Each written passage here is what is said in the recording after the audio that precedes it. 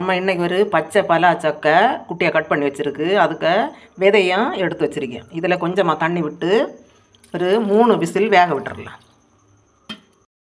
பலாச்சக்கை மயக்க தேவையான மசாலா அரைச்சி எடுத்துடலாம். தேங்காய் கொஞ்சம் அதிகமாக எடுக்கணும். ஒரு 4 பல் பூண்டு, நல்ல மிளகு, காந்தாரி மிளகு, கறிவேப்பிலை,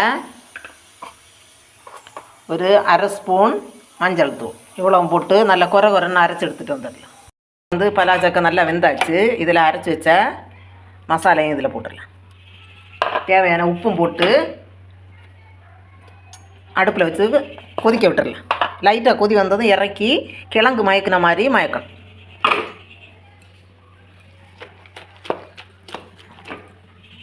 கொதி வந்தாச்சு. இதை நல்லா இடித்து குழைய மாதிரி பண்ணலாம். இப்போ சூப்பரான சக்கை மயக்கினது ரெடி ஆயிடுச்சு.